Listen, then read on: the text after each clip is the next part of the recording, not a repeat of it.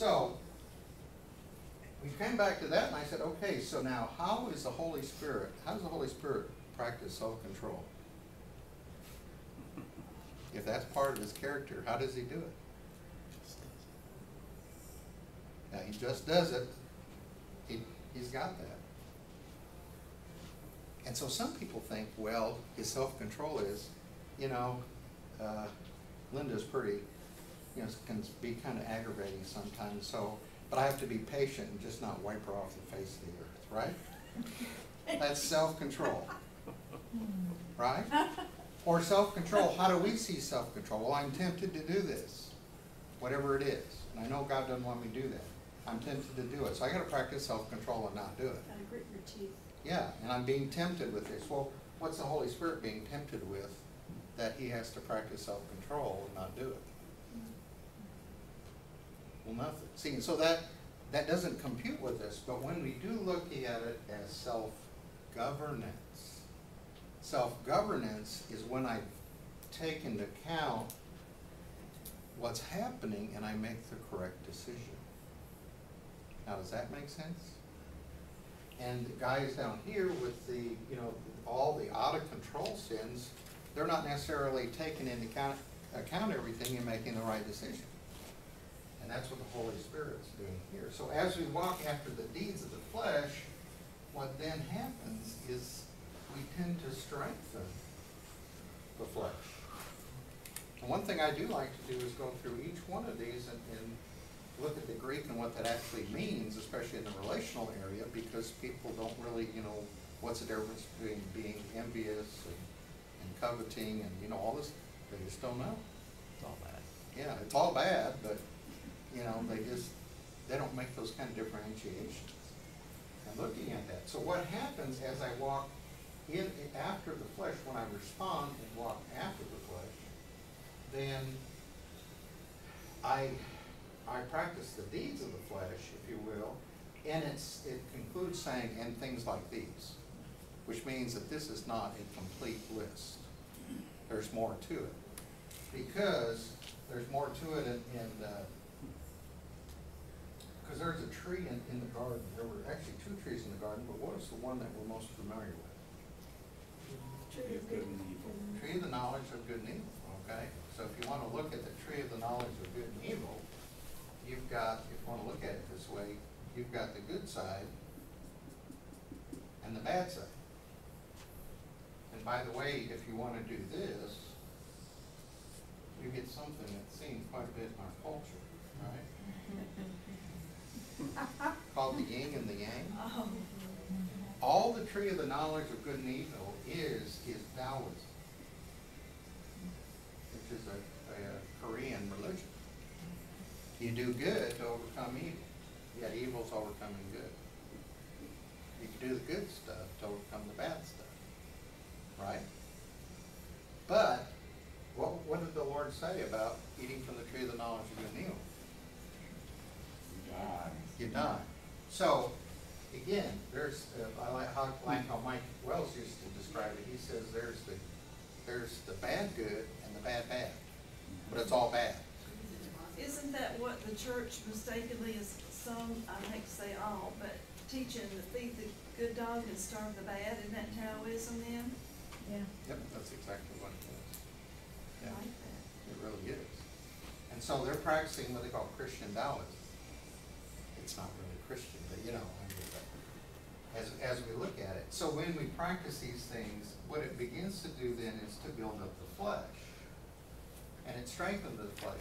Alan, the last one, I talked about that's sometime where the, if you will, the strongholds come into play.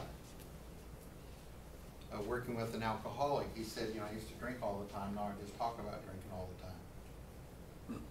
Alcohol is still the center of my universe. And so, as we walk in these things, they can become very strong. And when we're looking at patterns, one of my patterns was something that's basically called passive aggressive. Anybody ever heard of that? I like to draw a little cave. Now, from about the age of 4 or 5, in my home, there were I had 6 brothers and sisters, and a farm family in northwest Iowa.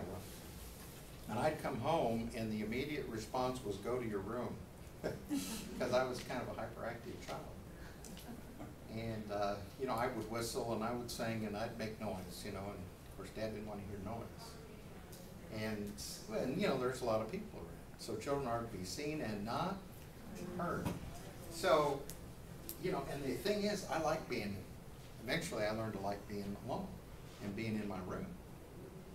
So I taught myself bass guitar, and I did a bunch of things while I was in my room, you know, read and do all that. But a lot of times that when my wife would say and do something, I'd immediately go into my cave, right? Passive aggressive. And here's, you know, so here's how I define passive aggressive. Passive aggressive is, I'm going to punch you in the nose by not talking to you, fellowshipping with you, withholding myself spiritually from you, physically from you, mentally and emotionally from you.